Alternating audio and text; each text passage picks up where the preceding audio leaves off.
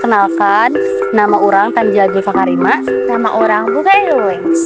Nah, tadi kalian udah nyaksiin kan tarian yang kita tarian tadi? Itu tuh namanya apa sih? Itu tuh namanya tarian batik Bogor. Iya, tarian batik Bogor itu didirikan oleh siapa ya? Didirikan oleh Sanggar Linggar Mandiri yang pada tahun 2017.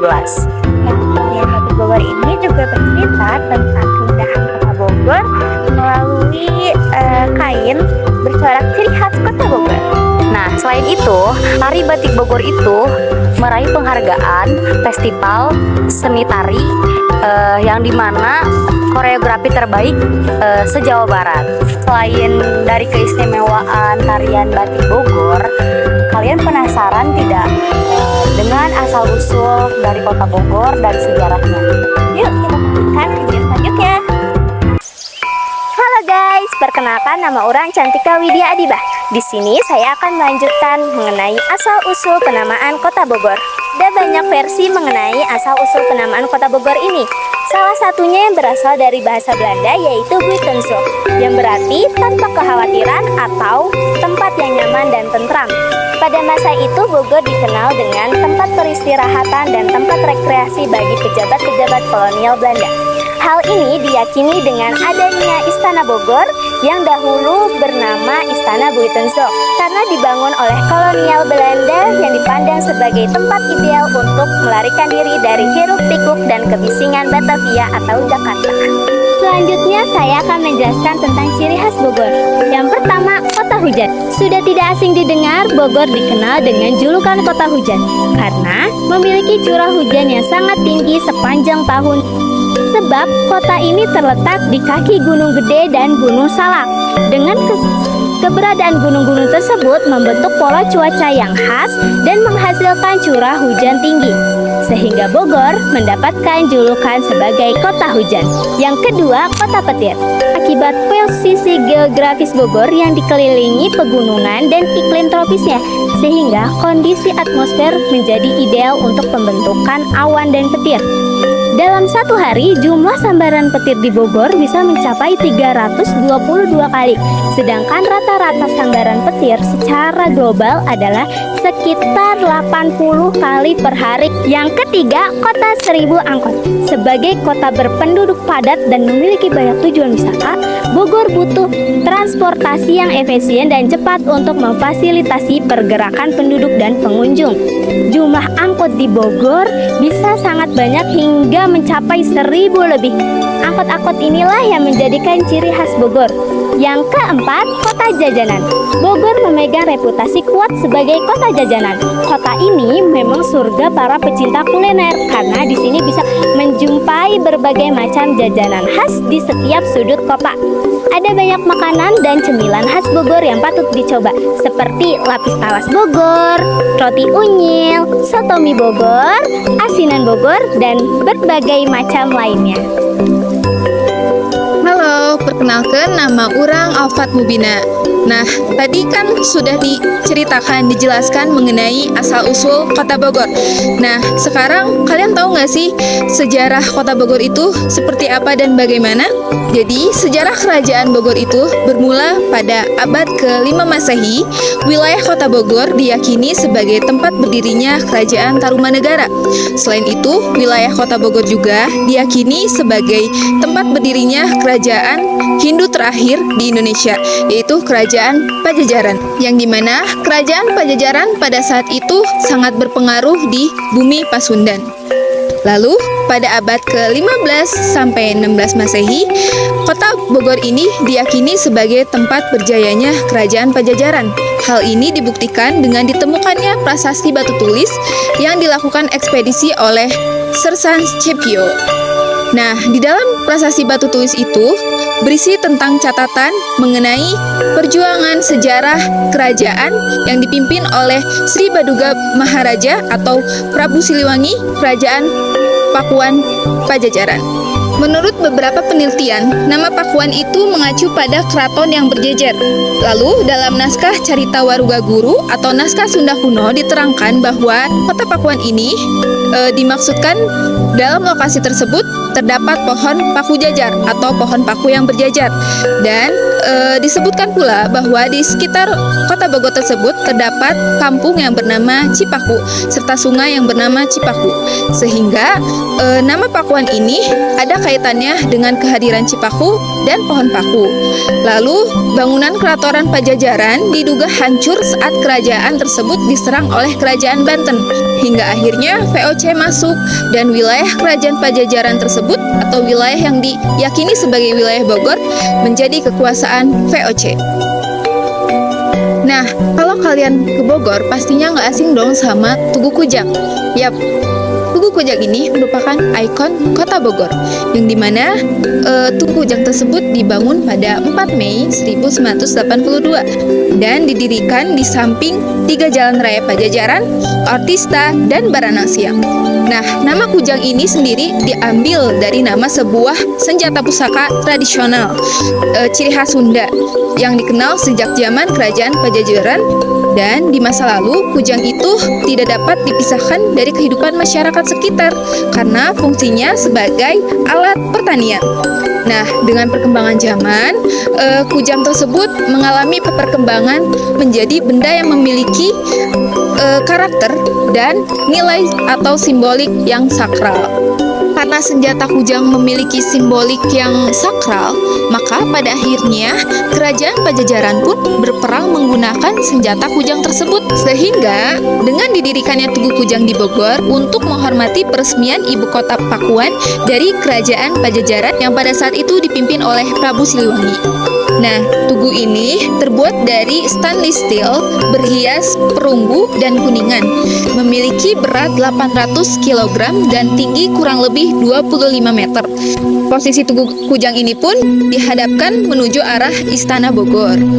Nah, di setiap beton yang berdimensi 3 terdapat lambang Kota Bogor. Kota Bogor tersebut merupakan gambaran dari lingkungan alam Bogor, sejarah Bogor, dan juga pemerintahan yang ada di Bogor. Di lambang pertama ada lambang burung Garuda sebagai lambang negara Indonesia. Yang kedua ada Istana Kepresidenan, yang dimana di Kota Bogor itu terdapat Istana Bogor. Yang ketiga ada lambang Gunung Salak dengan 4 buah puncaknya. Dan yang terakhir terdapat lambang Kujang, yang dimana suatu pusaka dari kerajaan Pajajaran. Kalau kalian ketahui, di sebelah Tugu Kujang juga terdapat ikon Kota Bogor loh. Nah, hal ini disebut sebagai Tepas Lawang Salapan Dasakerta yang diresmikan pada tanggal 7 Desember 2016. Nah, di dalam ikon kota tersebut terdapat 10 pilar, 9 lawang atau pintu, dan 2 rotunda.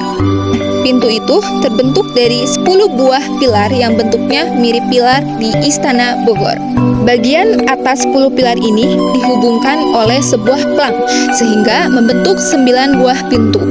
Nah, 10 buah pilar ini disebut Dasakerta, yang artinya melambangkan 10 bagian tubuh manusia yang harus dijaga agar terhindar dari perilaku buruk. Di kedua sisi bangunan tersebut terdapat 2 buah bangunan yang menyerupai monumen Lady Raffles yang ada di Kebun Raya Bogor. Bisa disebut dengan rotunda. Lalu, pelang yang menghubungkan 10 pilar itu tertulis peribahasa Sunda yang bunyinya Dinu Kiwari ngancak Mubihari saja ayeuna sampeureun jaga, yang artinya apa yang kita nikmati saat ini merupakan jerih payah para pendahulu, dan apa yang kita kerjakan hari ini adalah untuk masa depan yang lebih baik yang akan datang dinikmati oleh anak cucu kita kelak. Baik, itu dia asal-usul sejarah kerajaan, simbol Tugu Kujang, dan penamaan Kota Bogor. Lalu, kalian penasaran nggak tentang cerita rakyat, mitos yang ada di Kota Bogor? Kalau penasaran, simak video selanjutnya ya. Dah. Perkenalkan, nama orang Ayesa Sidika Sontani. Saya ingin menceritakan sebuah cerita rakyat, yaitu Telaga Warna. Dikisahkan di Jawa Barat terdapat suatu kerajaan yang subur dan makmur, bernama Kuta Tanggehan. Kerajaan itu dipimpin oleh seorang prabu yang bijaksana, bernama Prabu Suwatalaya. Ia mempunyai seorang istri yang cantik yang bernama Ratu Purbamana. Prabu dan Ratu sangatlah dekat dengan rakyatnya. Mereka sering berkeliling ke seluruh daerah untuk melihat keadaan rakyatnya. Suatu malam, sang ratu termenung di balik jendela. Wajahnya nampak begitu murung, oleh sebab hingga saat ini ia masih belum bisa diberikan momongan. Suatu hari, Pati kerajaan mencoba memberi saran. Ia memberikan saran bagaimana jika sang raja dan ratu mengangkat anak. Namun, mereka tidak mengiyakan saran dari sang patih tersebut. Tidak tega melihat istrinya termurung dan sedih, sang Prabu pergi menuju ke tengah hutan. Ia bersemedi kepada sang kuasa. Ia selalu berdoa agar ikhlas diberikan keturunan. Hingga akhirnya ia merasa doanya dikabulkan oleh sang kuasa. Benar saja, selang beberapa waktu kemudian, sang ratu hamil dan melahirkan seorang anak gadis. Diberi nama Gilang Rukmini. Prabu dan ratu sungguh sangat senang. Begitu pula dengan para rakyat. Gilang Rukmini tumbuh menjadi gadis yang cantik. Sayangnya, Gilang Rukmini tumbuh menjadi gadis yang manja.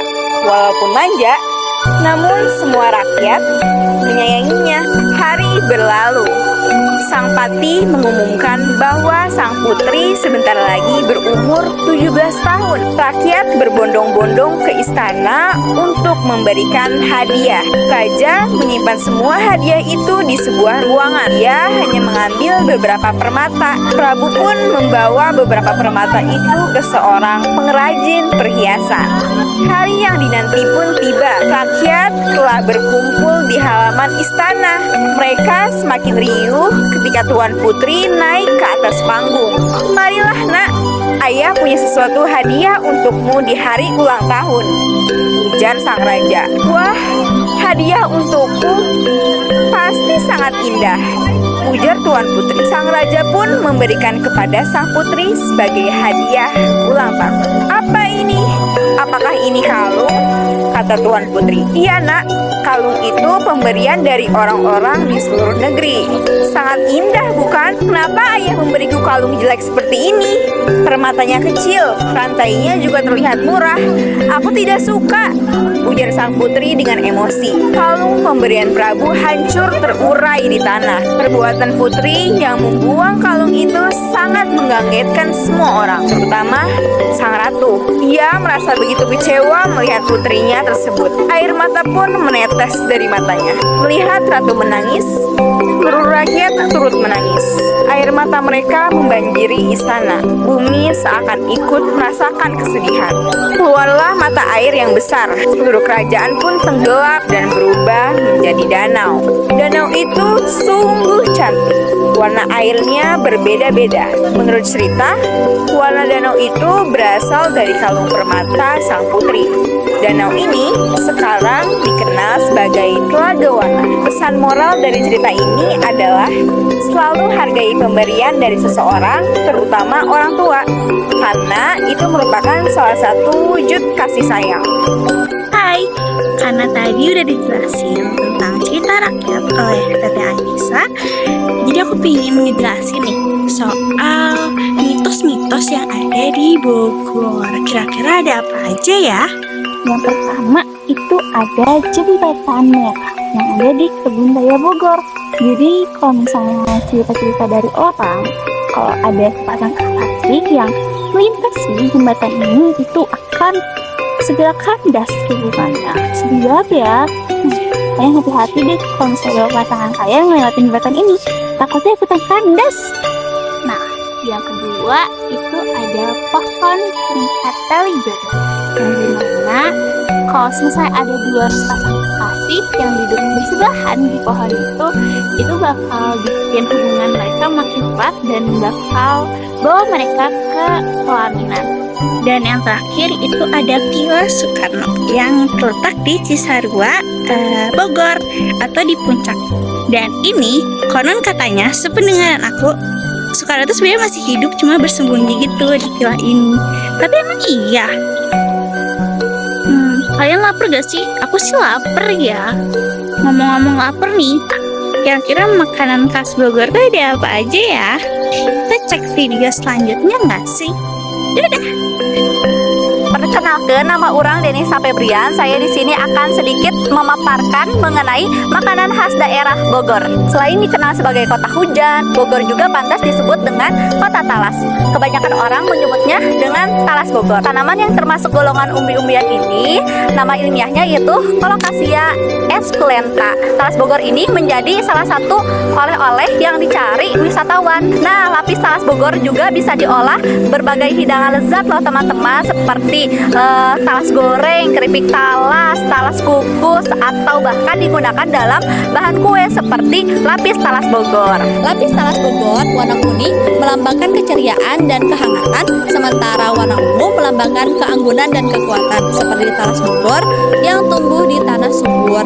Filosofi lapis talas Bogor ini mengajarkan kita untuk tetap menghargai akar dan asal-usul kita. Halo, perkenalkan nama orang Sabita Kilanasya. Di sini saya ingin menjelaskan wisata-wisata yang berada di Bogor. Yang pertama adalah wisata Curug Cibaliung. Dengan keindahan alam dan juga kejernihan airnya, Curug Cibaliung ini sangat diminati oleh para wisatawan. Selain aktivitas berenang dan juga bermain air, teman-teman juga bisa melakukan aktivitas lain yaitu trekking di kawasan Curug Cibaliung. Dengan harga 15.000, teman-teman sudah bisa memasuki kawasan Curug Cibaliung. Data alam kedua yang berada di kawasan Bogor yaitu Telaga Saat, satu spot terbaru di kawasan Bogor yang lokasinya diapit oleh perbukitan dan juga perkebunan teh ini membuat Telaga Saat ini terlihat sangat eksotis.